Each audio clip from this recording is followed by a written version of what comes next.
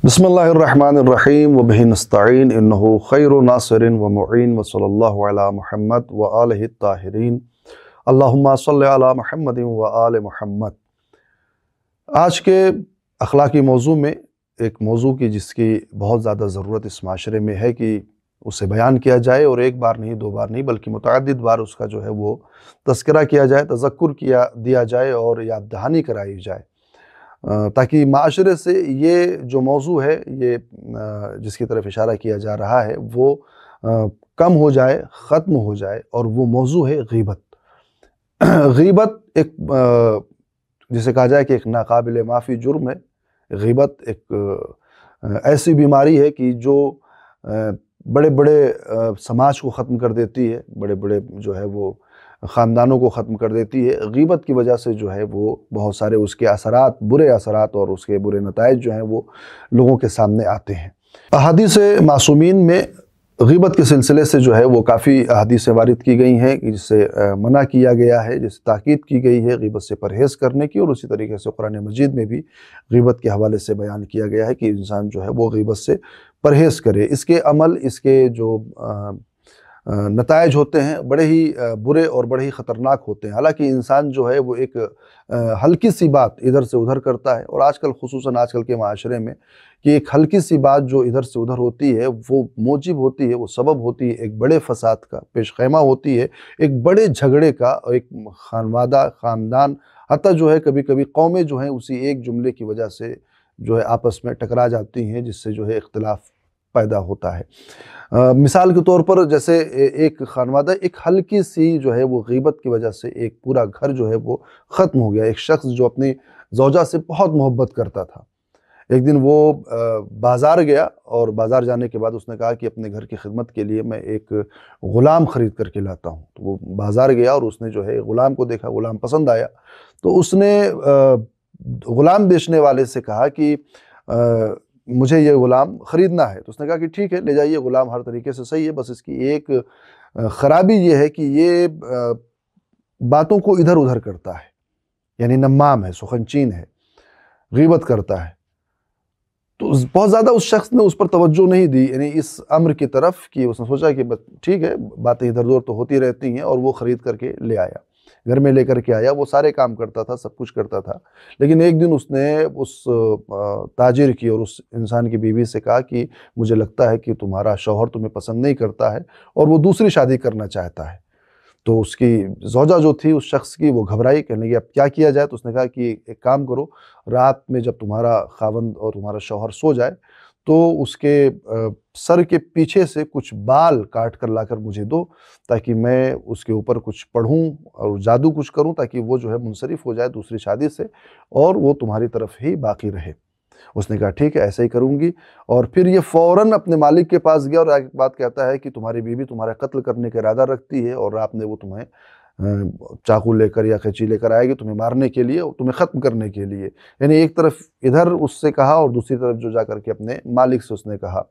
जब रात हुई और ये गई बाल को काटने के लिए, फ़ौरन ही वो मालिक जाग गया और उसने देखा कि हाँ, उसके हाथ में असलहा है जिससे वो उसे कत्ल करना चाहती है। फ़ौरन उसने जो है उसे अपने तलवार के ज़रिए से कत्ल कर दिया, बग़ैर कोई सवाल और बग़ैर किसी जवाब के। जब उस औरत के घर वाले और ख़ानदान वालों को पता चला कि शख्स ने उसके घर की औरत को कत्ल कर दिया है, जिसे बीवी बना करके लेकर गया था, तो उन्होंने उसके घर पर हमला किया और उस ताजिर को भी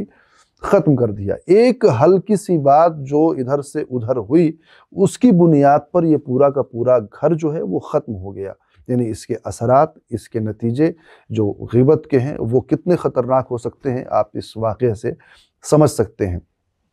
आज के माशरे में ये जो ग़ीबत है, ये कौम को तोड़ने के लिए, किसी भी मिल्लत को ख़त्म करने के लिए, किसी भी समाज को ख़त्म करने के लिए एक ख़तरनाक और घातक असलहा है, एक ख़तरनाक और घातक हथियार है कि जिनसे इंसानों को होशियार रहना चाहिए। हत्ता अपने कौम में अपने बच्चों को, अपने घर के जवानों को, बच्चों को इस आदत के बारे में जो है बताना चाहिए, बैठाल करके अपने साथ वाक़यात बयान करें, इस ग़ीबत के जो है वो नताइज को बयान करें, और उनसे ये बताएं कि इस ग़ीबत के चक्कर में ना पड़ें और इसके जो है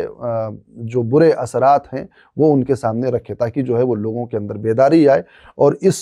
किस्म की जो है वो बुरी सिफतों से محفوظ رہ سکیں۔ آپ دیکھیں، اور یہ صرف جو ہے وہ آج کے زمانے، پرانے زمانے میں بھی اصحاب ائمہ میں بھی اور جو ہے وہ بادشاہوں کے دربار میں بھی یہ غیبت اور سخن چینی جسے کہا جائے، جسے نمامی کہا جائے، یہ بڑی رائج چیز تھی۔ لوگ جب بدلہ نکالنا چاہتے تھے کسی سے، اپنے جھگڑے کا، اپنے دشمنی کا، تو اس طریقے سے وہ جو بادشاہ کے سامنے جا کر کے یا حاکم کے سامنے جا کر کے اس سلسلے سے جو ہے وہ اس کے بارے میں بیان کرتے تھے۔ علی ابن یقطین کا نام آپ نے ضرور سنا ہوگا، کہ جو ہارون کے دور خلافت میں، ہارون کے دربار میں وزیر کی حیثیت رکھتے تھے، اور ہارون جو ہے بہت مانتا بھی تھا، جبکہ یہ امام موسیٰ کاظم علیہ السلام کے شاگرد بھی تھے اور ان کے صحابی بھی تھے، مولا سے بڑی عقیدت رکھتے تھے۔ کہتے ہیں کہ ایک دن ہارون کے دربار میں لباس فاخر اور ایک لباس اور کچھ جواہرات لائے گئے، اس میں ایک لباس بھی تھا جو سونے سے بندھا ہوا تھا، سونے کی تار سے بھی بنا ہوا تھا، جسے درایا کہا جاتا ہے۔ وہ لایا گیا، ہارون نے اسے اٹھا کر علی ابن یقطین کو دے دیا تحفے میں، کہ یہ آپ رکھ لیجئے، آپ کے حوالے ہے۔ علی ابن یقطین نے وہ سارے زر و جواہر، وہ سارے درہم و دینار اور وہ درایا بھی لیا، اور لے کر کے جو ہے وہ امام کے پاس بھیج دیا ہدیے کے طور پر، یعنی امام کی خدمت میں بھیج دیا۔ جب وہ ہدیہ امام کی خدمت میں پہنچا تو امام نے وہ جو پیرہن تھا جس پر سونے کے تار سے جو کام کیا گیا تھا، اسے واپس بھیج دیا، اور یہ کہا علی ابن یقطین سے کہ اسے اپنے پاس ہی رکھو، بہت جلد اس کی تمہیں ضرورت پڑے گی۔ علی ابن یقطین کے گھر میں غلام تھا، ایک خادم تھا۔ علی ابن یقطین کسی دن اس پر ناراض ہوئے اور اسے جو ہے وہ خدمت سے نکال دیا، باہر کر دیا۔ جب وہ غصہ ہوا وہ خادم،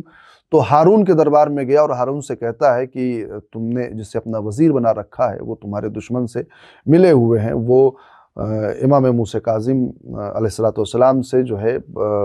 بڑی عقیدت رکھتے ہیں، اور جو تم نے ان کو تحفے دیے تھے، وہ جو لباس دیا تھا بڑی شوق سے جو بنایا گیا تھا، وہ انہوں نے اٹھا کر کے جو ہے وہ امام موسیٰ کاظم علیہ السلام کے پاس دے دیا ہے، ان کے عقیدت مندوں میں سے ہیں، اور وہ مل کر چاہتے ہیں کہ تمہارے خلاف بغاوت کریں، لہٰذا یہاں سے وہ زر و جواہر کے ذریعے سے ان کی مدد کرتے ہیں۔ ہارون نے جیسے ہی سنا، کہا کہ فوراً ہی علی ابن یقطین کو حاضر کیا جائے۔ علی ابن یقطین جب آئے ہارون کے دربار میں تو ہارون نے صرف ایک سوال کیا کہ وہ درایا، وہ جو لباس تھا جو ہم نے تمہیں دیا تھا، وہ کہاں ہے؟ تو انہوں نے کہا گھر پر ہے۔ کہا اسے ہمارے پاس لے آؤ۔ تو علی ابن یقطین نے اپنے غلام کو بلایا، کہا کہ فلاں جگہ جاؤ، فلاں صندوق میں فلاں جگہ پر کپڑے کے اندر لپیٹ کر اسے معطر کر کے میں نے رکھا، اسے لے کر کے آؤ۔ وہ غلام گیا۔ اتنی دیر میں علی ابن یقطین کہتے ہیں کہ آپ نے جو تحفہ مجھے دیا تھا وہ میرے لیے تبرک کی حیثیت رکھتا ہے، میں روز اسے اٹھا کر کے اس کی زیارت کرتا ہوں اور پھر اسے صندوق میں رکھ دیتا ہوں، اسے استعمال بھی نہیں کرتا ہوں، چونکہ آپ کا دیا ہوا وہ متبرک تحفہ ہے۔ وہ غلام گیا، وہ درایا لے کر کے آیا، وہ لباس لے کر کے آیا سامنے، اور جیسے ہی ہارون نے دیکھا، ہارون نے جب اس درائے کو دیکھا تو بڑا خوش ہوا، اور وہ کہنے لگا کہ تمہارے بارے میں مجھ سے ایسی ایسی باتیں کہی گئی تھیں تو مجھے مشکوک کیا گیا تھا۔ نتیجتاً علی ابن یقطین کو پھر سے کچھ زر و جواہر انعام میں دیا، انہیں رخصت کیا، اور اس سخنچین کو، اس نمام کو جو ہے وہ اپنے کیے کی اور اپنے کرنے کی سزا بھی اسے اسی دربار میں مل گئی۔ اسی طریقے سے آپ دیکھے ہوں گے، جب بھی غیبت کے ایک اثرات میں سے ایک اثر یہ ہے کہ دعائیں قبول نہیں ہوتی ہیں۔ یعنی ایک واقعہ یہ ہوا کہ مثلا کس طریقے سے امام اپنے چاہنے والوں کی حفاظت کرتے ہیں کہ اگر ان کے لیے غیبت بھی کی جائے، اور امام اس امر کو سمجھ بھی رہے تھے۔ ایک اثر غیبت کا یہ ہے کہ دعائیں قبول نہیں ہوتی، پروردگار عالم دعا کو قبول نہیں کرتا ہے۔ اور ایک عجیب بات یہاں پر آپ کو یہ بتائی جائے